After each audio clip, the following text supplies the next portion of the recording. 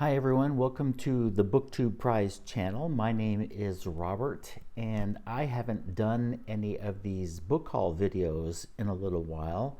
So now that we're into the finals round, I thought I would do a couple of these in a row and catch you up on some of the books that have been submitted by publishers for the 2022 BookTube Prize. So today we'll do a group of 6 novels for the fiction category. The first one is called The Vixen by Francine Prose. It's 1953, and Simon Putnam, a recent Harvard graduate newly hired by a distinguished New York publishing firm, has entered a glittering milieu of 3 martini lunches, exclusive literary parties, and old money aristocrats in exquisitely tailored suits, a far cry from his loving middle-class Jewish family on Coney Island.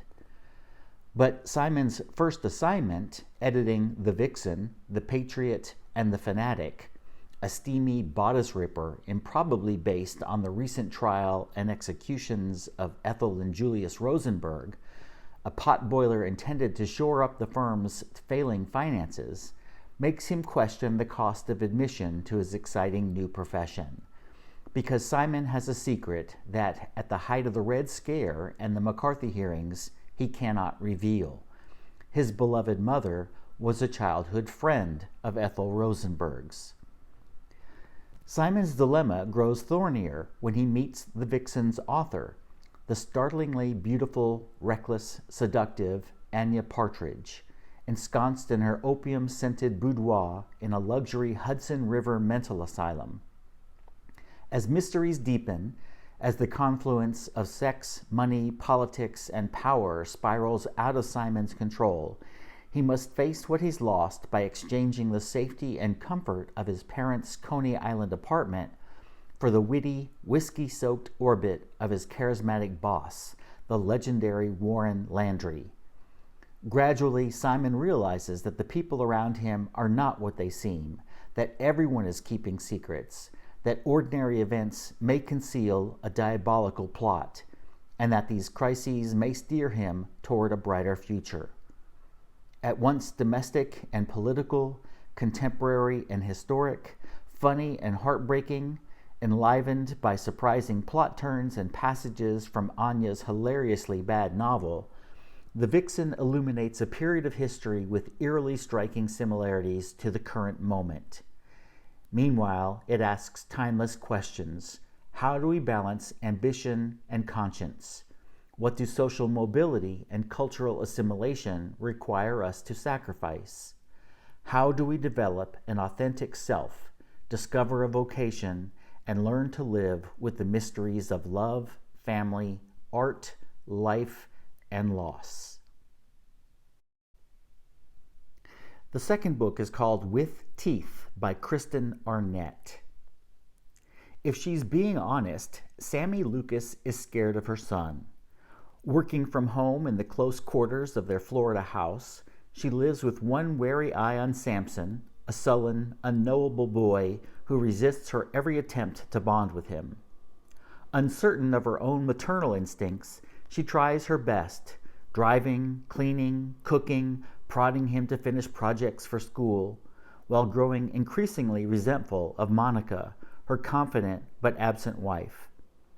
As Samson grows from feral toddler to surly teenager, Sammy's life begins to deteriorate into a mess of unruly behavior, and her struggle to create a picture-perfect queer family unravels. When her son's hostility finally spills over into physical aggression, Sammy must confront her role in the mess, and the possibility that the answers may be beyond her reach.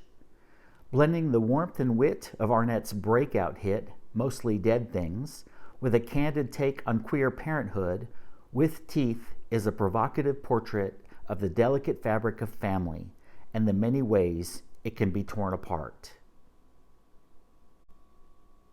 The third book is called The Scapegoat by Sara Davis. N is employed at a prestigious California university, where he has distinguished himself as an aloof and somewhat eccentric presence.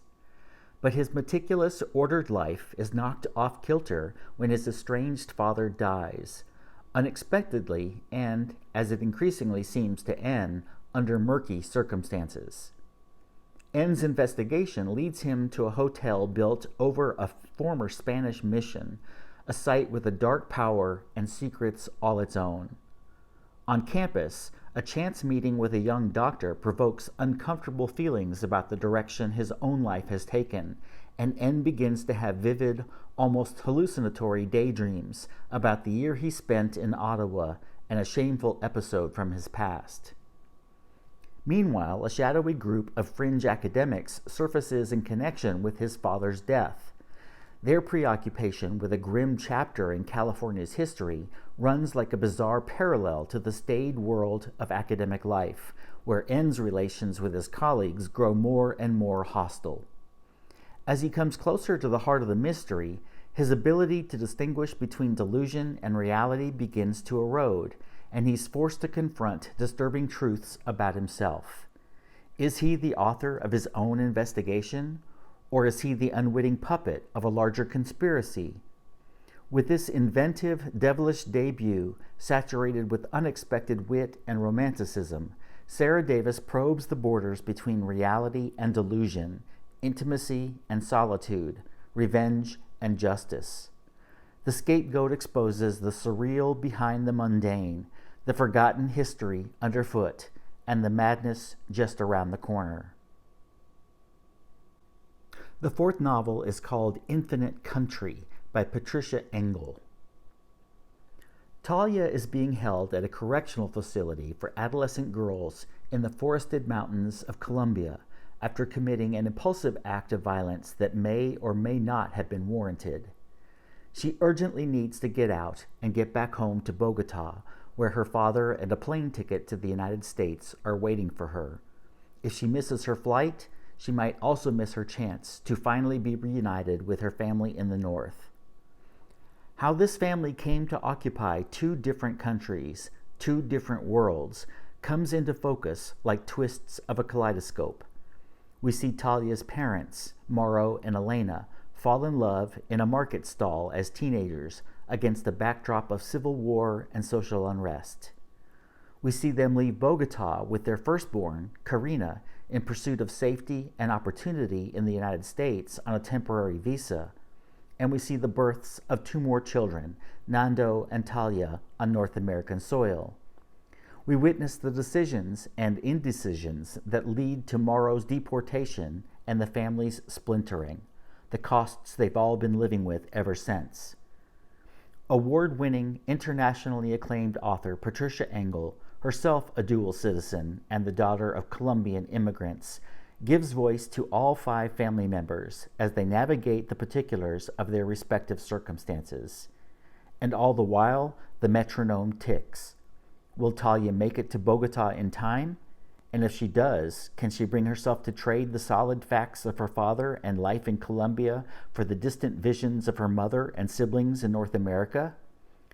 Rich with Bogota urban life, steeped in Andean myth, and tense with the daily reality of the undocumented in the United States, Infinite Country is the story of 2 countries and 1 mixed-status family, for whom every triumph is stitched with regret, and every dream pursued bears the weight of a dream deferred. The 5th novel is Should We Stay or Should We Go by Lionel Shriver. When her father dies, Kay Wilkinson can't cry. Over 10 years, Alzheimer's had steadily eroded this erudite man into a paranoid lunatic. Surely one's own father's passing should never come as such a relief. Both medical professionals, Kay and her husband Cyril, have seen too many elderly patients in similar states of decay. Although healthy and vital in their early 50s, the couple fears what may lie ahead. Determined to die with dignity, Cyril makes a modest proposal: to spare themselves and their loved ones such a humiliating and protracted decline, they should agree to commit suicide together once they've both turned 80. When their deal is sealed in 1991, The spouses are blithely looking forward to another 3 decades together. But then they turn 80. By turns hilarious and touching, playful and grave, Should We Stay or Should We Go portrays 12 parallel universes, each exploring a possible future for Kay and Cyril. Were they to cut life artificially short, what would they miss out on? Something terrific or something terrible? Might they end up in a home, a fabulous luxury retirement village, or a cuckoo's nest sort of home? Might being demented end up being rather fun? What future for humanity awaits? The end of civilization or a Valhalla of peace and prosperity? What if cryogenics were really to work? What if scientists finally cure aging? Lionel Shriver addresses serious themes, both timely and timeless: the compromises of longevity, the challenge of living a long life and still going out in style, with an uncannily light touch. Weaving in a host of contemporary issues, from Brexit and mass migration to the coronavirus, Shriver has pulled off a rollicking page-turner in which we never have to mourn perished characters because they'll be alive and kicking in the very next chapter. And the last one for today is called The Chosen and the Beautiful by Nghi. Jordan Baker grows up in the most rarefied circles of 1920s American society. She has money, education, a killer golf handicap, and invitations to some of the most exclusive parties of the jazz age. She's also queer and Asian, a Vietnamese adoptee treated as an exotic attraction by her peers, while the most important doors remain closed to her. But the world is full of wonders, infernal pacts and dazzling illusions, lost ghosts and elemental mysteries. In all paper is fire, and Jordan can burn the cut paper heart out of a man. She just has to learn how. Nghi Vo's debut novel, The Chosen and the Beautiful, reinvents this classic of the American canon as a coming-of-age story full of magic, mystery, and glittering excess, and introduces a major new literary voice. Okay, there you have 6 new novels submitted for next year's BookTube Prize in the fiction category. I'll be back again shortly with another 6 books from one of the other categories.